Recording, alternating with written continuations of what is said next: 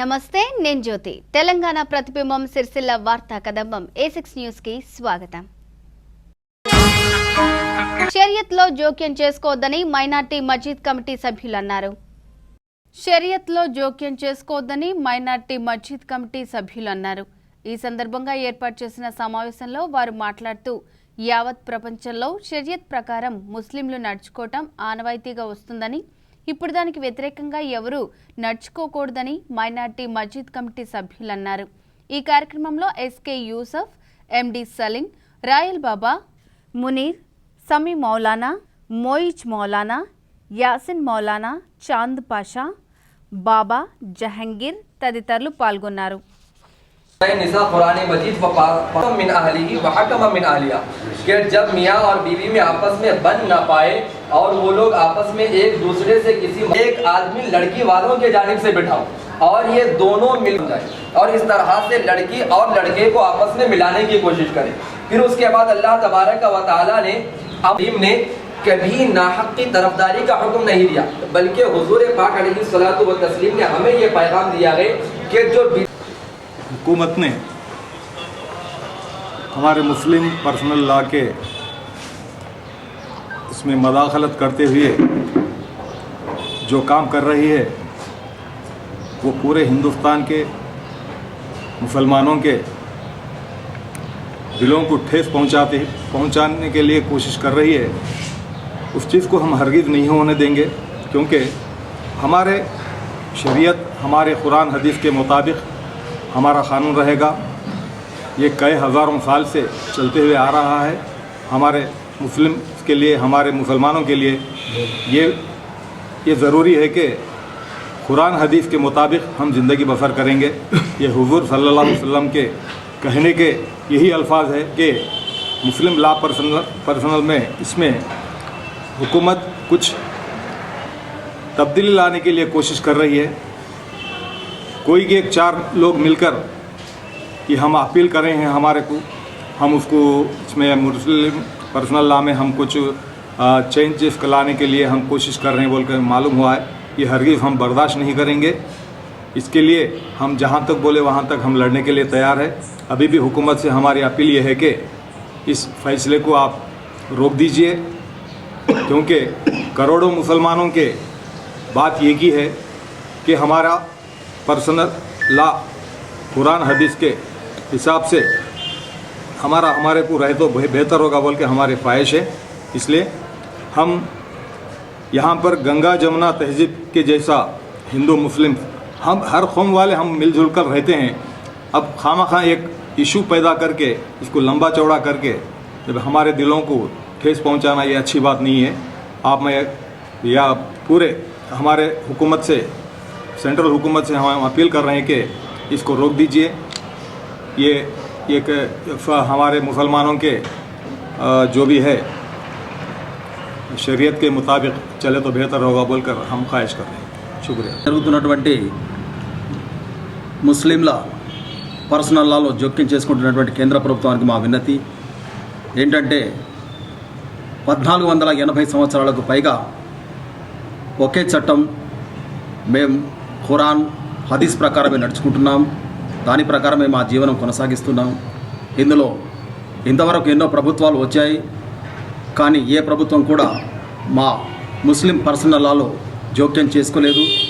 ఈ ప్రభుత్వానికి కూడా మా వినతి, మా ముస్లిం పర్సనల్ లాలో మీరు ఎలాంటి జోక్యం చేసుకోవద్దు. తలాక్ విషయంలో కానీ మరే విషయంలో కానీ ఏదైనా కానీ మేము ఖురాన్ హదీస్ ప్రకారమే నడుచుకుంటాం. కాబట్టి ఏదో ఓట్ బ్యాంక్ కోసం లేదా ఏ కొందరినో సంతృప్తి పరచడం కోసం ఇలా చేయడం భావ్యం కాదు. షరియత్ ప్రకారం నడుచుకుంటున్నటువంటి ముస్లింల మనోభావాన్ని దెబ్బతీయడం ఇది సమంజసం కాదని చెప్పేసి మేము ముస్లింల పక్షాన కేంద్ర ప్రభుత్వాన్ని కోరుతున్నాం. కేంద్ర ప్రభుత్వం ఒక మంచి పని చేస్తే అందరూ సంతోషిస్తారు, కానీ దీనివల్ల కోట్లాది మంది ముస్లింలు బాధపడతారు. ఎందుకనంటే మా ముస్లింల షరియత్లో ఎవరు జోక్యం చేసుకున్నా ఇది సహించేది కాదు. కాబట్టి దయచేసి మా బాధల్ని అర్థం చేసుకొని ఇందులో జోక్యం చేసుకోవద్దని చెప్పేసి కేంద్ర ప్రభుత్వానికి మేము విన్నవిస్తున్నాం. రాజన్న సిరిసిల్ల జిల్లా మేరు దర్జీ సంఘం నూతన కార్యవర్గాన్ని ఎన్నుకున్నారు. మేరు దర్జీ సంఘం రాజన్న సిరిసిల్ల జిల్లా నూతన కార్యవర్గాన్ని ఎన్నుకున్నారు. ఈ సందర్భంగా గౌరవాధ్యక్షులు ఓదెల వీరేశం కరీంనగర్ వారి ఆధ్వర్యంలో ఈ కార్యక్రమాన్ని ఎన్నుకున్నారు. రాజన్న సిరిసిల్ల జిల్లా అధ్యక్షునిగా ఓదెల శ్రీనివాస్, ఉపాధ్యక్షునిగా అక్కు రామచంద్రం, ప్రధాన కార్యదర్శిగా దుర్గేష్, కార్యదర్శి రామగిరి చంద్రయ్య, కీర్తి మల్లేశం, కోశాధికారి గట్ల కాశయ్య, గట్ల సత్యయ్య, కార్యవర్గ సభ్యులుగా శ్రీనివాస్, రాజు, నర్సయ్య, కిషన్, సంతోష్, రమేష్, సత్యనారాయణలు ఎన్నికయ్యారు. తెలంగాణ రాష్ట్రం ఏర్పడిన తర్వాత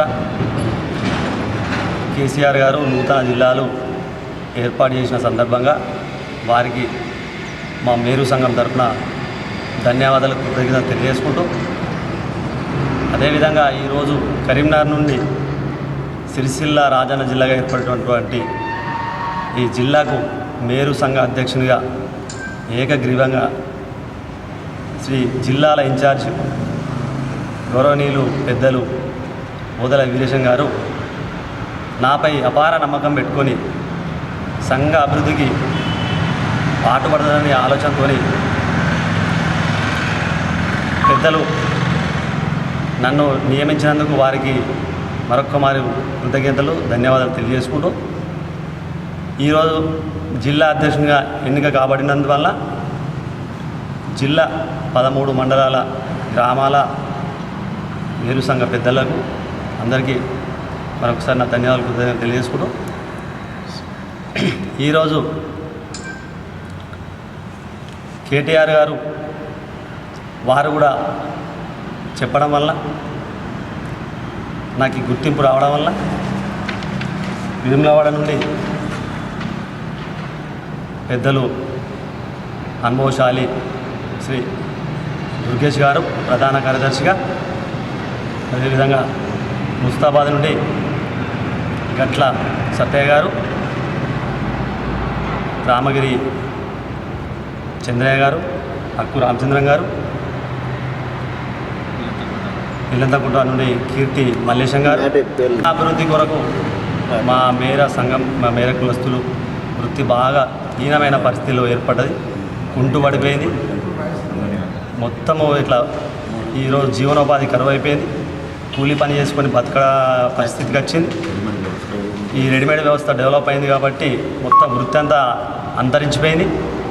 వారిని అన్ని విధాలా ఆదుకునేందుకు ప్రభుత్వం మీద పెద్ద ఎత్తున నేను వారి సమస్యల మీద ప్రభుత్వానికి విజ్ఞప్తి చేసుకుంటా.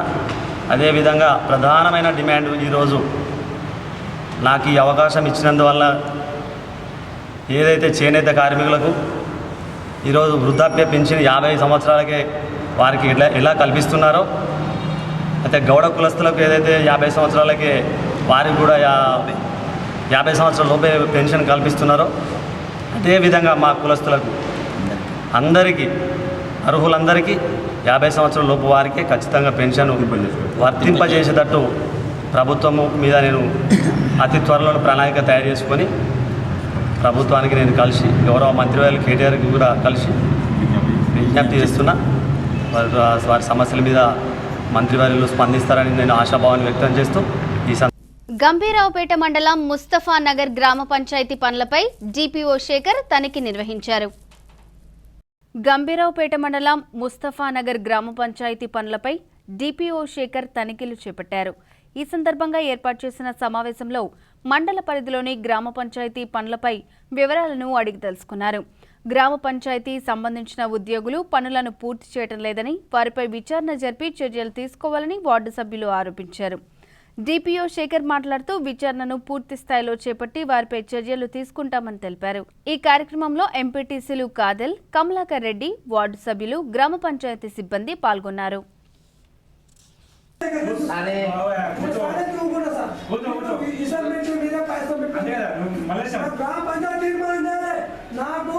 కాంగ్రెస్ ప్రభుత్వం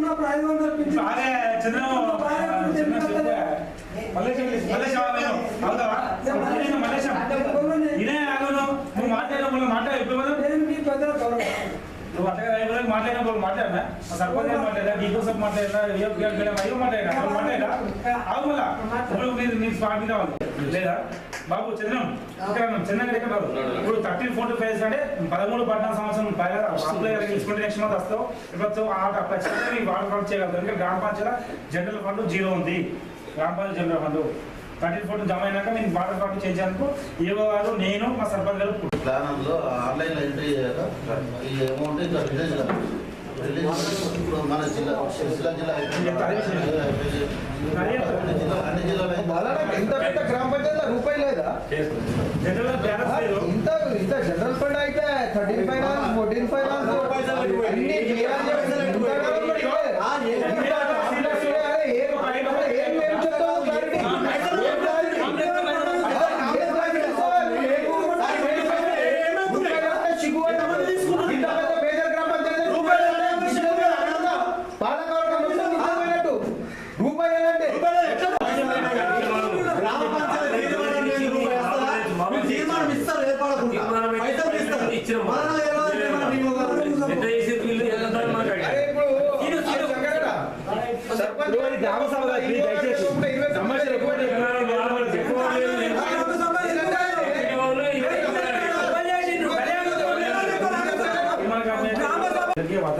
బదలవాడే పరిస్థితి ఉంది. ఇప్పుడు 26,000 రూపాయలు 7,000 రూపాయలు ఇచ్చింది వాస్తవం. ఆ పేరు క్యాండిడేట్ మేము పేరు చెప్తాం అమరస్తారు. ఇప్పుడు 29,000 రూపాయలకు ఈవో గారు ప్లస్ సర్పంచ్ గారు తీర్మానం ఇచ్చింది. ఈ రోజుల ఏ అధికారి సరే ఎంబీఏ అంటే తీర్మానం లేని ఎంబీఏ తీర్మానం చేసినాక మీకు బుక్ లేదు చూసి తీర్మానం చేసినాక ఎంబీఎస్ ఈ సర్పంచ్ గారు పడితే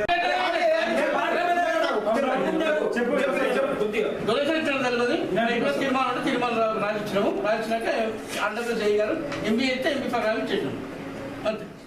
డొనేట్ అంటే చేసింది మీ చేతికి ఎవరు తీసుకున్నారు అన్న? ఎవరికి ఇచ్చి ఎవరు తీసుకున్నారు? మరి అందుకే స్వామి ఇచ్చిండు మితే స్వామి అన్న ఇచ్చిండు 6,000 ఇచ్చిండు.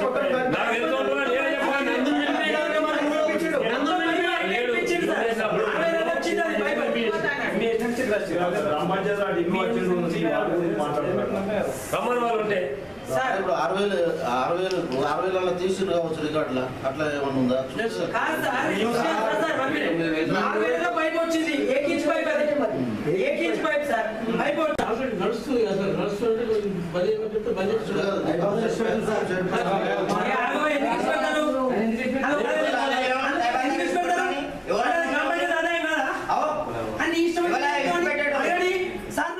అడగండి సార్ మీరు అడగండి. అబ్సెంట్ ప్రైస్ ఫిక్స్ అని 6 రోజులు అంటారు. 6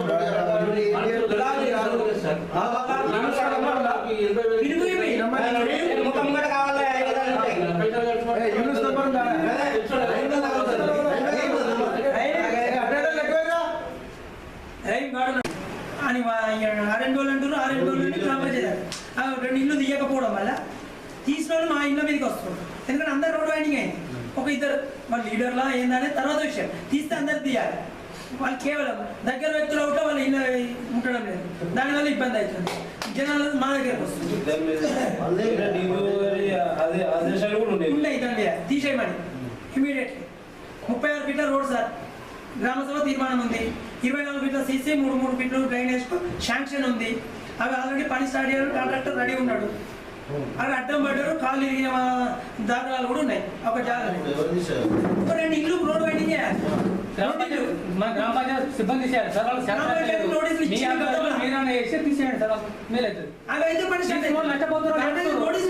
గంభీరావుపేట గ్రామ పంచాయతీ అనేక రకాలుగా అవినీతిలో కూరుకుపోయిందని చెప్పి మొన్న మొదటి ప్రజావాణిలో కలెక్టర్ గారికి ఇస్తూ మీడియా వారందరినీ కూడా ప్రాధేయపడడం జరిగింది. మేము అడగడం జరిగింది దీన్ని కొద్దిగా ప్రజలకు తెలియజేసే విధంగా అని చెప్పగానే మీరు చేసిన ప్రయత్నంలో ఈరోజు ఆ ప్రయత్నంతోనే కలెక్టర్ గారి ఆదేశాల మేరకు డిపిఓ గారు వచ్చి గంభీరావుపేటలో విచారణ మొదలుపెట్టారు.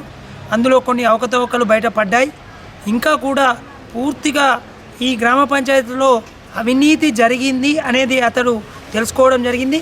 దానిపైనే రేపు ఆదేశాలు జారీ చేస్తూ శుక్రవారం రోజున పూర్తిగా విచారణ చేయడానికి ఆదేశాలు జారీ చేయడం జరిగింది. డిపిఓ గారి సమక్షంలోనే గంభీరావుపేటలో అనేక అవినీతుల మీద అతడే వచ్చి స్వయంగా విచారణ చేస్తాననడం, ఈరోజు వచ్చినందుకు మేము ఒక 2 అవినీతి నిరూపించడం కూడా జరిగింది. ఒక వ్యక్తి ఒక డొనేట్ చేసి పైప్ లైన్ వేయిస్తే దానిపై 29,000 రికార్డు చేసి గ్రామ పంచాయతీ వారు ఈరోజు గ్రామ పంచాయతీకి డబ్బులన్నీ వాడుకుంటూ ఉన్నారు. ఇంకా చెక్కులన్నీ డ్రా చేస్తూ అనేక రకాలుగా ఒక బ్లీచింగ్ పౌడర్కే 13 లక్షల రూపాయలు డ్రా చేసిన ఘనత మా ఒక గంభీరావుపేట సర్పంచ్కు ఉంది.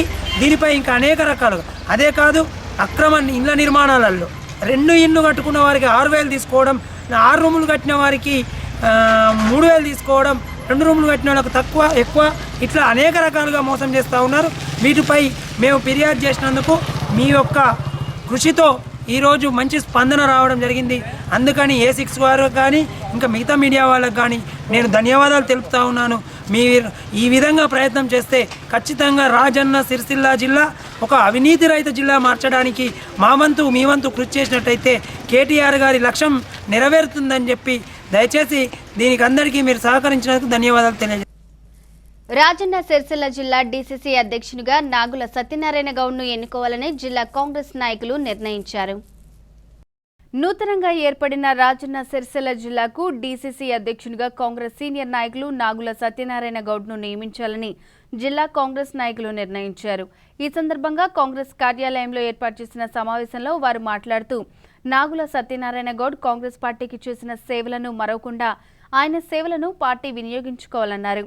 ఈ కార్యక్రమంలో కౌన్సిలర్లు బుర్రా నారాయణ గౌడ్, అడపు చంద్రకళ, ఆకునూరి బాలరాజుతో పాటు పట్టణ కాంగ్రెస్ నాయకులు, మండల కాంగ్రెస్ నాయకులు, కాంగ్రెస్ కార్యకర్తలు పాల్గొన్నారు.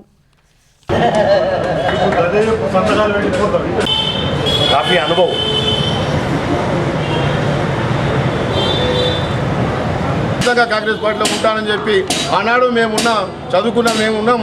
అప్పటికే మేము కొంచెం రాజకీయ అడుగుజాడలో నేర్చుకున్నాం. అప్పుడు సూత ఆయన విభేదించి నేను మొత్తానికి చొక్కరావుగా ఉంటానని చెప్పిన వ్యక్తిగా ఆయన పేరున్నది.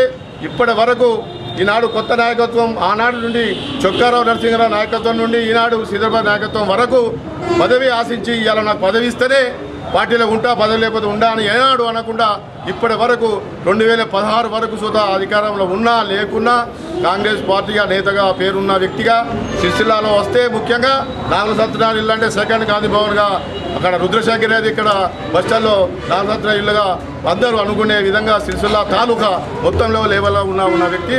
ఈనాడు ఏమీ ఇప్పటికైనా మన అధికారంలో మేము లేము. మా పార్టీ లేకున్నా నేను ఇంకా కాంగ్రెస్ పార్టీలో సేవ చేస్తా.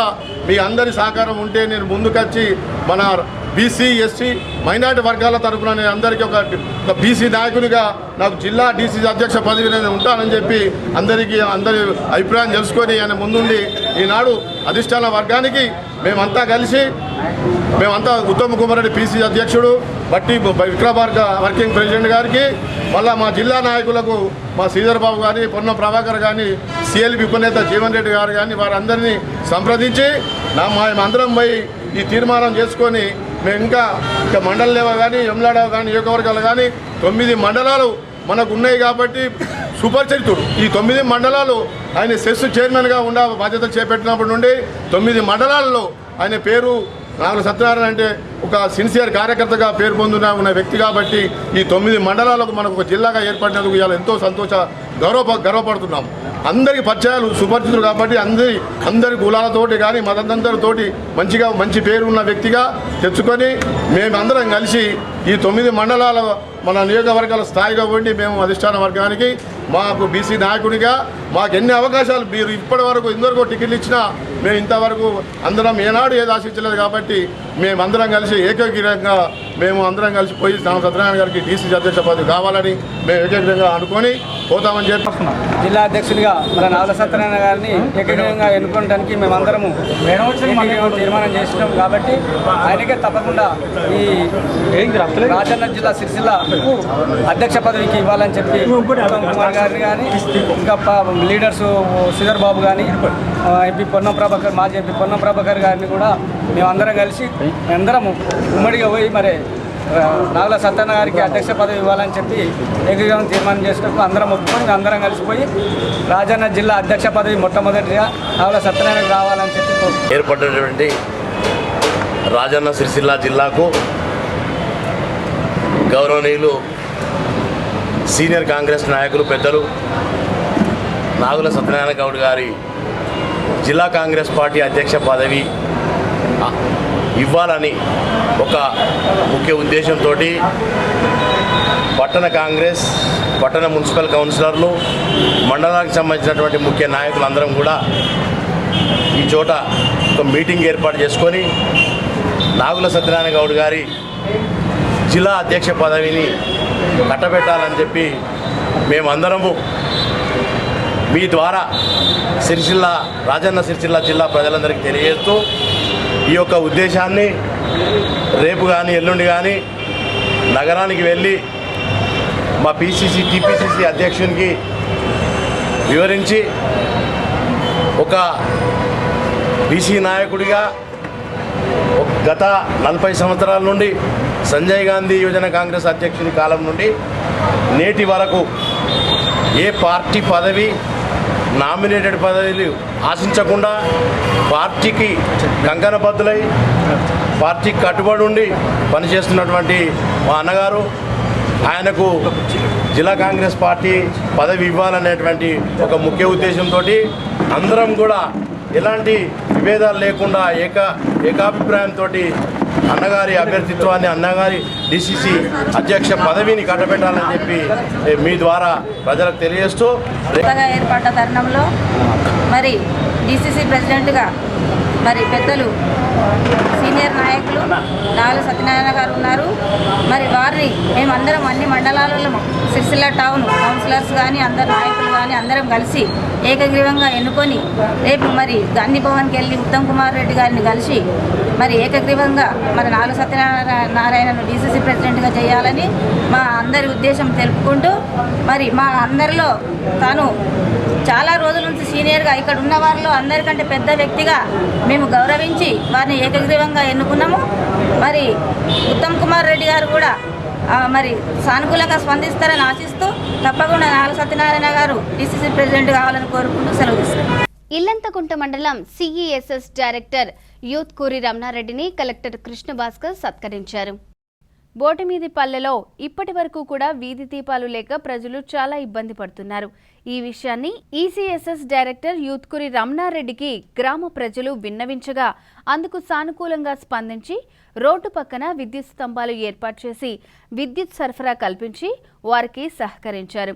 ఈ కార్యక్రమంలో ఎమ్మెల్యే రమలాబాయి బాలకిషన్, కలెక్టర్ కృష్ణ భాస్కర్ పాల్గొని రమణారెడ్డిని సత్కరించారు. అనంతరం ఎమ్మెల్యే, కలెక్టర్లను గ్రామస్తులు సన్మానించారు. ఈ కార్యక్రమంలో సర్పంచ్, ఎంపీటీసీ, ప్రజాప్రతినిధులు, గ్రామ ప్రజలు పాల్గొన్నారు.